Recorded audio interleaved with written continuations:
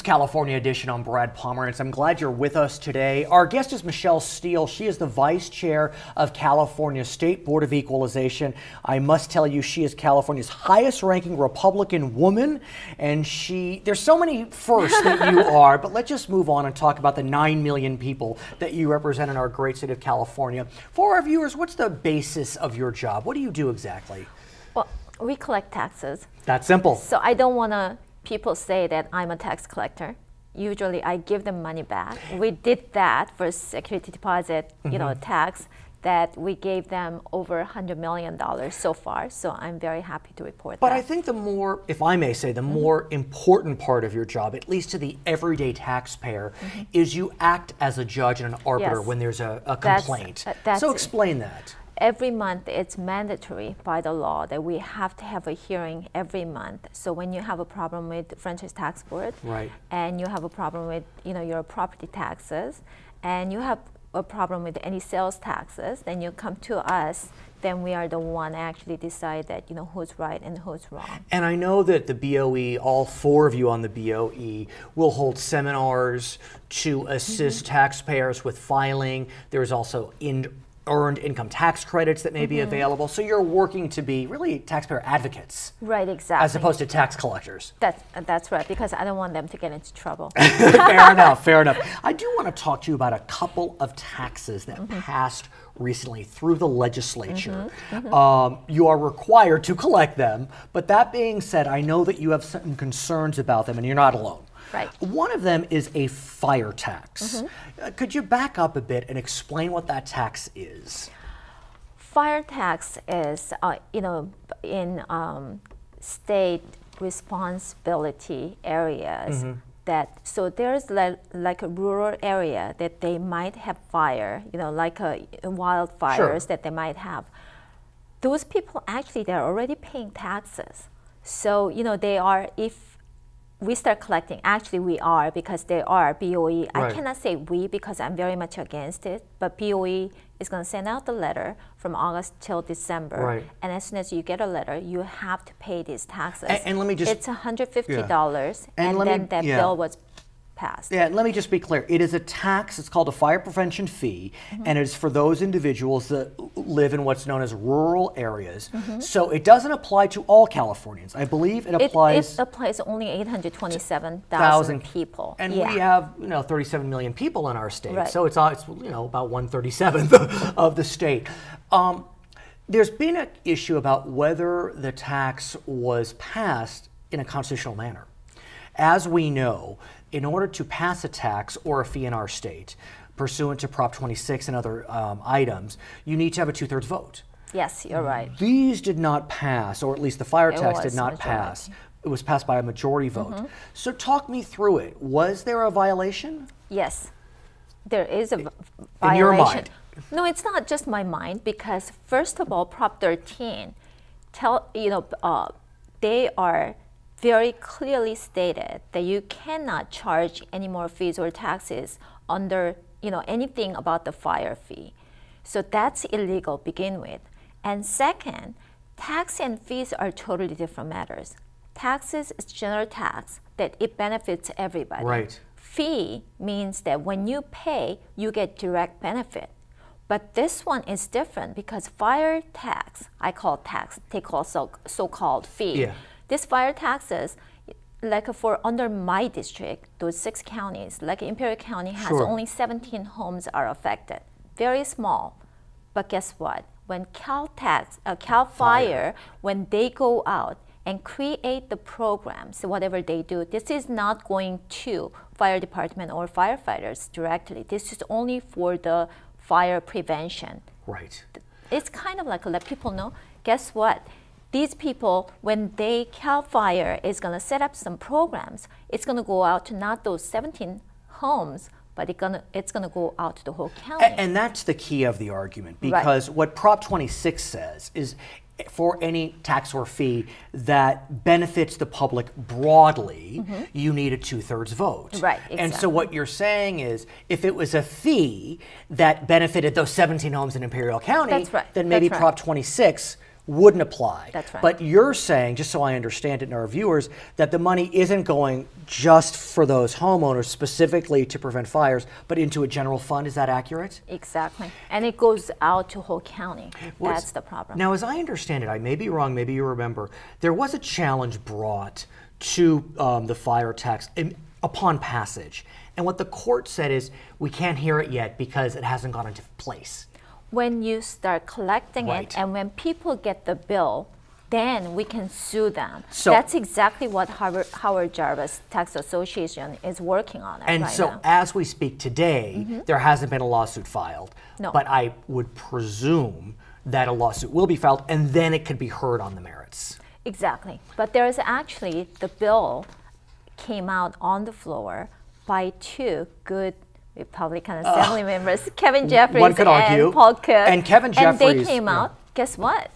It just died and it's under suspension file. So what happened is we have to, so you know what we have to do is we have to call all the Assembly members, bring that back, or Howard Jarvis is going to help those people to file the lawsuit. So it's a dual track. You're trying to get it repealed, and the Howard Jarvis Taxpayers Association is looking to challenge it on its face. Exactly.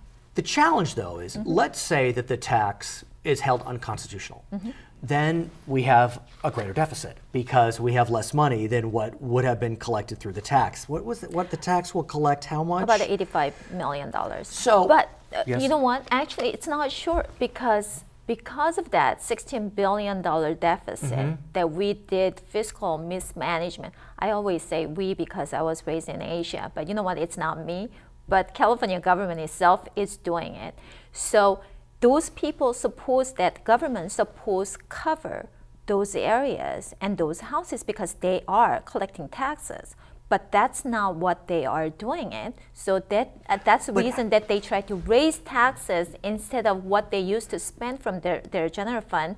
Now they want to raise it and try to use it for the prevention plan. So let me ask you, if the fee tax, however you want to call it, went it's specifically, whatever the word is, went specifically to protect those homes in high fire areas, what would you think of that? They're already paying it. 90% of those people are already paying taxes. So this is going to be double taxation because they're paying to the city, they're paying to the counties. Are they paying special taxes because, like, for example, special taxes because of fire prevention? Because they are in high fire zones. Exactly. So your feeling is, even if it was an appropriately passed fee targeting specifically the high fire areas, you know, you have flood insurance, you have a floodplain, but it's because they're being a double taxed taxation. In our final closing minutes, I do want to ask you about a lumber tax that is being considered in the legislature as we speak. It would increase sales tax by 1% for lumber sold in California. It would need 2/3. There's no suggestion otherwise. Exactly. What do you make of this lumber tax? It's totally not the case. That's the way, let me put it. It's not the case? As is in California, when you cut trees, they're paying 2.9% taxes that they're already paying. On the top of it, when you put another 1%, right now under $16 billion deficit, guess what they have to do? They have to bring more businesses and they have to, create more jobs. This is gonna create more trouble for building industries, and they have to pay another 1%. And then they don't even know what kind of size the lumber that they supposed to charge 1% or what kind of woods they supposed. Does this bill? So it's not very clear. Does this bill have a legitimate chance? I mean, I think 2/3. It seems as if it's going to die a quick death. Those good people, they're holding really tight. It's not going to pass. Yeah, that's what I am hoping. We also know, finally, that there's an initiative on the ballot, Prop 30, which would increase sales tax by 1/4 cent for 4 years, increase taxes on the wealthy for 7 years. Have you taken a position? Any taxes, it's no. How are you going to say $250,000, making per year is rich in California? There's so much expenses. Yes, $250,000 is a lot of money, but you cannot really tax another percent. And then plus over $500,000, it's going to be 2%. And then over $1 million, it's going to be 3%. Guess what? California is the highest income tax, people are paying comparing to other states. Her name is Michelle Steele. She is the Vice Chair of California's Board of Equalization. My name is Brad Palmer. So we'll be right back on Charter California Edition.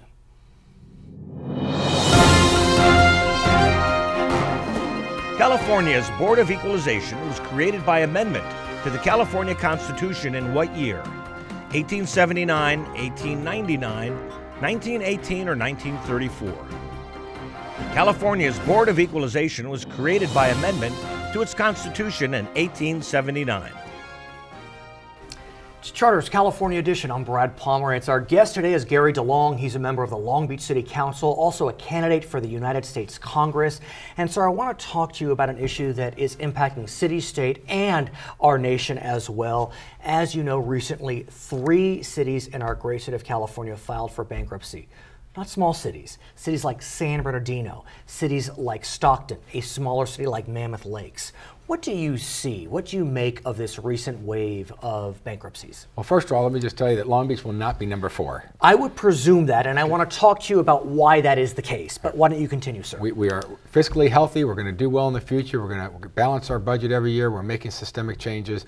But I would tell you, I do see more and more municipal bankruptcies on the horizon. These aren't just the only 3. When you look at Mammoth Lakes is a separate case because they had The a lawsuit. judgment Correct. against them. So let's not talk about Mammoth Lakes. Let's focus on San Bernardino and Stockton.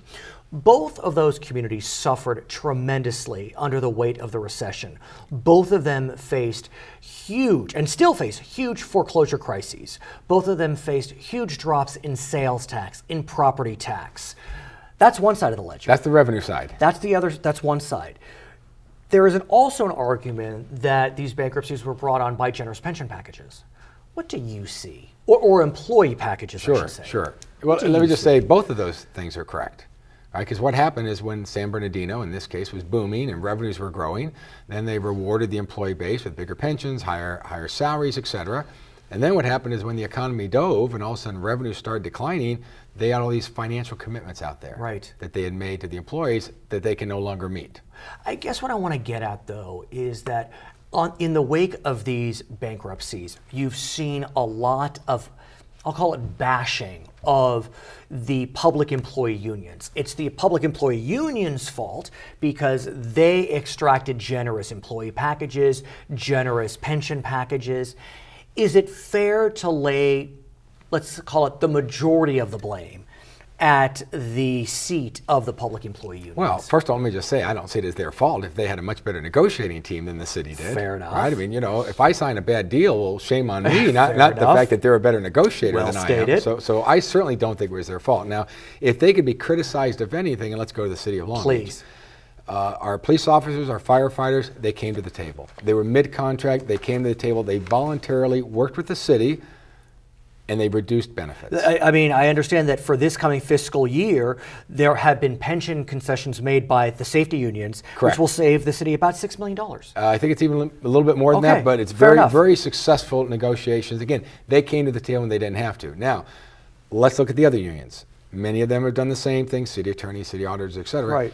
The International Association of Machinists, they have not. So when you say if you blame or guilty, Sure. you got to give compliments to public safety that came to the table, but the other units dragging their heels, and what my fear is they have 1 year left on their contract.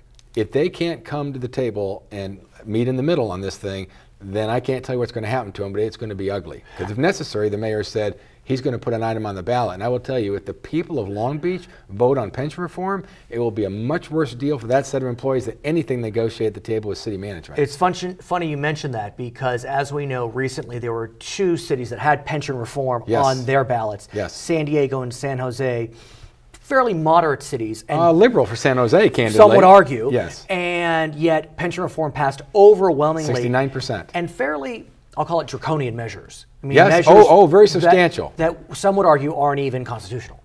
Depends on your point of Exactly. view, but they weren't tweaks. You're right. They were not very tweaks. substantive changes. I do want to ask, As we will do in Long Beach too. If we put it on the ballot, it will not be a tweak. We will be making major changes. We've had those and conversations. I don't know if you know this, but over the last few years there have been 20 pension reform measures on the ballot.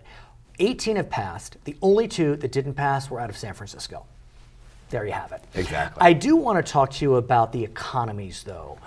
When you look at San Bernardino, they really suffered when Norton Air Force Base Yes. closed in the mid-90s.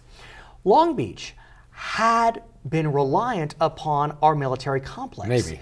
The Navy. So why is it that the Long Beach story is not as sour as the San Bernardino story? Well, I'll tell you, there's two main differences between Long Beach and San Bernardino. One is the Port of Long Beach. Right. So we were able to take that Navy base, and we were all extremely concerned when we lost it, but then we turned it into a revenue-producing asset. We added to the Port of Long Beach. We created high-income, good movements jobs. It's been a boom, not a bust for our economy here in Long Beach. Not that we're not struggling and don't have financial challenges. We do, and we have beaches. That helps. It but does. What's interesting is the Inland Empire has been reliant for many years on the ports. One wouldn't think that, but they have huge distribution centers and storage centers, and yet that city has just fallen under the weight of such massive debt. And yet the next biggest city, 20 miles up the road, probably even less, Riverside, is doing just fine. What's also interesting about the scenario there is tremendous infighting amongst the mayor, the city council, the city attorney. How pivotal is a positive relationship amongst council members? When I look at Long Beach, and I'm an outside observer, you may disagree on issues, but there does seem to be a sense of mutual respect at a minimum. Am I wrong? No, I think you're absolutely right. We have a variety of opinions, which is healthy. That's a good thing. You don't want everybody in lockstep. But I think we have an outstanding mayor and Mayor Bob Foster. I think at least a majority, if not unanimity at times, support where Bob wants to take the city. So we don't have two different camps. We're all trying to move the city forward to the best of our individual abilities. I want to shift gears and talk about your race for the United States Congress. An exciting race. Both the Democratic Party and the Republican Party are targeting the race as kind of a hot race to follow. Registration does favor the Democrats, but yet if you look at voter trends, it does show that the race continues to be, at a minimum, a toss-up. And so talk to me about that race you're running against. I think I'd call him your friend, Alan Lothal. We've known each other for years. We do. Yeah. How has the race been going? You're out and about, you're on the streets. First of all, your assessment is completely accurate. It does lean to the Democrats by a number of points, but yet in the June primary, the Republican candidates received more votes collectively than the Democrat candidates. So what we're finding, at least what I'm finding, is that people are moving away from the labels here in Long Beach. I also want to talk about the labels between the counties, because the district is cut between LA County and Orange County. Yes. One would think, there's such division between the two counties. It's night and day. They're miles apart. I'm bringing it all together. But my question, not so much as you bringing them together, but is that a bunch of hooey? I mean, are the voters that different between the two counties when you talk to them? They're more conservative in Orange County. But aside, but that's fair. But not so much their political philosophies, but just their view, their concerns, their approach. No, they're not. But you need to earn their respect. More in Orange County than LA County? Oh, absolutely, absolutely. Interesting. I can go into anywhere in Los Angeles County, perhaps an area that I'm not extremely well known as, and there's a relationship. We can start with things. And in Orange County, this isn't a criticism, but Orange County, it's kind of, who's he? Yeah, show me who you are, what are your credentials. Right on the border? I mean, they got to know you. I'm on the other side of the border. But the Orange County Register covers Long Beach. I'm on the other side of the border. Really? I have to earn my stripes. And actually, I think that's fair. I think it's fair. What is it like for you, sir? You're now playing on a national stage. Not that Long Beach isn't a major city, but the RNC's involved, the Republican Congressional Campaign Committee, your targeted race. I mean, it's got to be, you've been to Washington. I mean, it's got to be a bit different than Long Beach politics. It is different, but on the other hand, I'm trying to ignore it. Like, for example, the Democratic Committee is coming at me every week with a new Public Records Act request. They want to see DeLong's expenses. They want to know where he was on this date. Let me see his calendar. Let me see this. Let me see that. Right. I guess they're trying to search for some little things. Say, aha! He's a really bad guy. Both sides do it, of course. No, but they don't. No, I so disagree with you. The Republicans aren't searching for Zero. We've done no, and I've told them in Washington, please don't do that. Well, what do they say? Can you control them? So far, no guarantees, but I'm going to run on my record. I'm going to run on his record, on Alan's record. Okay, that's what I'm going to run. I'm not going to look for some minor character, incident and then blow up out of proportion. I'm not going to do that. That's not the campaign I'm going to run. I've explained that to the folks in Washington as well. We're going to earn every vote. His name is Gary DeLong. He's a member of the Long Beach City Council. He's also a candidate for the United States Congress. That election will be held in November 2012. I'm Brad Pomerantz. We'll be right back on Charter California Edition. Since 1981, which state has seen the most Chapter 9 governmental bankruptcy filings? Alabama, California, Nebraska, or Texas? Nebraska. Reuters reports that quirks in local, state, and federal law have made Nebraska home to almost 1/5 of the more than 220 Chapter 9 bankruptcies filed in the U.S. since 1981. Welcome back to California Edition. My name is Brad Pomerantz. It's my pleasure to introduce you to the mayor of Signal Hill. Her name is Tina Hansen. We thank you so much for joining us. Before we talk about some important issues facing cities throughout the state, where is Signal Hill? What is Signal Hill? This is a statewide program. Talk to us about it. Well, Signal Hill is the best city in California. Of course it is. We'll start there. Okay? We start there. That's the obvious. Yes. We're an interesting little city. We're only 2.2 square miles. We have about 11,000 residents. We are completely surrounded by the city of Long Beach, but we are very convenient to the 405 freeway. Right. And because of that, we have an auto mall, we have a Costco, we have a Best Buy. Wow. Yeah. In 2 miles. Yeah, in 2.2 square miles. But what's interesting is how the city got started, because Yes. it dates back almost 100 years. Tell us does. about that. Well, Signal Hill is one of the large oil production areas in the state. Right. And oil was found there in the early 1900s. And sorry, Long Beach. It's okay. But the oil producers did not want to pay oil taxes to Long Beach. So in 1922, they broke away and incorporated. Unbelievable. It's very crazy, and Right. especially if you look at our boundaries. So it's not obvious. It's not obvious. They make no sense. They zig and zag. We go north of the 405 freeway. We have some housing developments where you actually have houses in both cities. Oh, you're kidding. No, I'm not kidding. Oh my. What about school districts? Are you part of Long Beach Unified? We are part of Long Beach Unified. Okay. We have 3 elementary schools. Well, they closed one. Okay, We never have mind. 2 never Right, mind. yeah, Go exactly. back. Next. We have 2 elementary schools. They're opening a middle school Okay. in September, which is going to be fabulous. Right. It's a college prep middle school. Nice. They're going to have iPads, state of the art. And high school?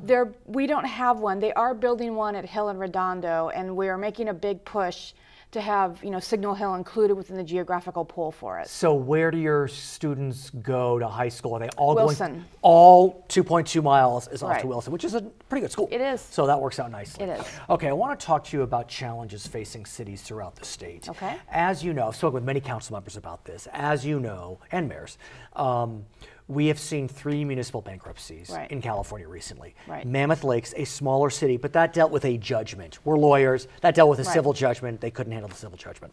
Then there's Stockton and there's San Bernardino, who faced tremendous challenges.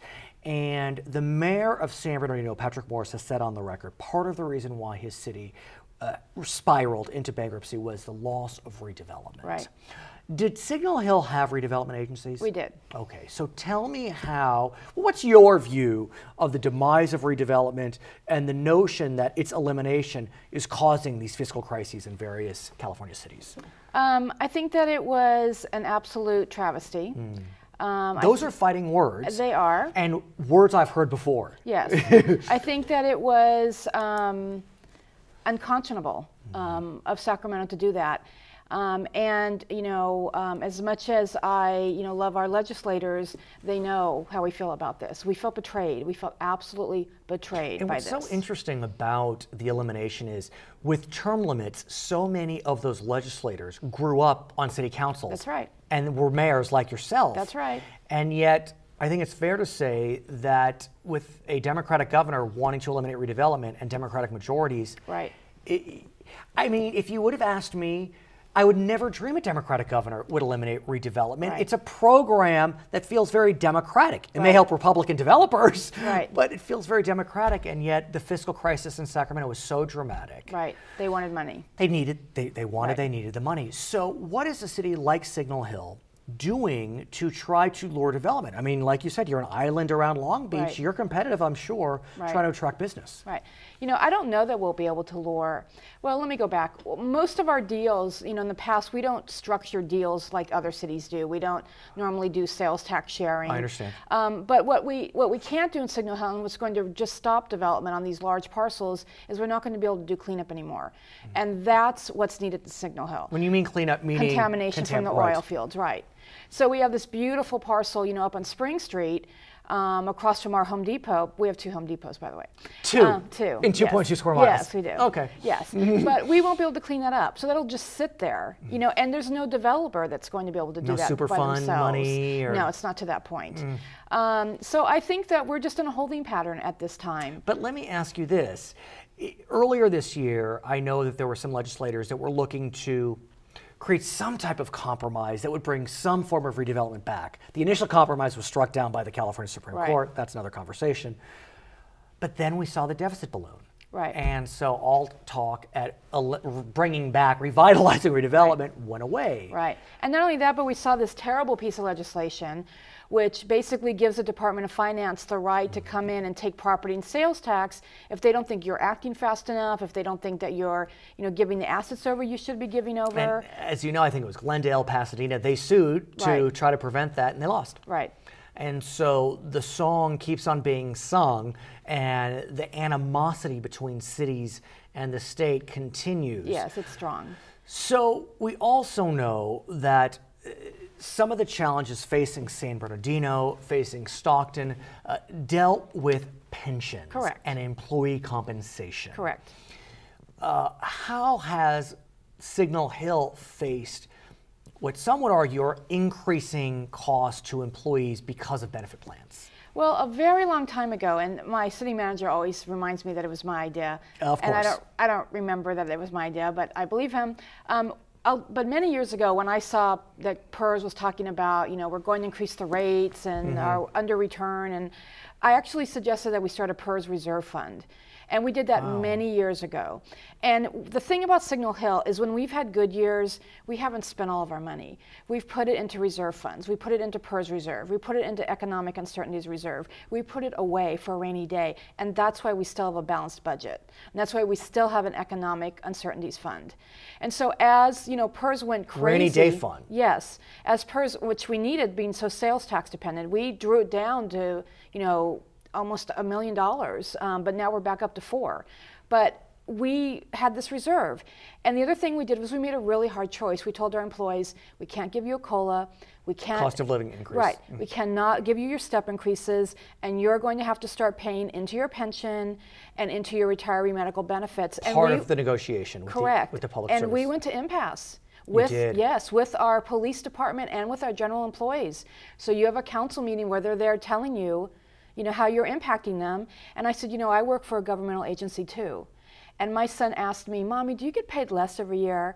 And I said, no, I get paid the same every year, but everything costs more every year. So I understand what you're saying, but we have to make these hard choices. And because we have, you know, we're fiscally sound. It is very fortunate because when a city the size of Stockton, I mean, it's the largest municipal bankruptcy in the nation ever, and now San Bernardino, there are rumors about other cities, even in the Southern California area. Right.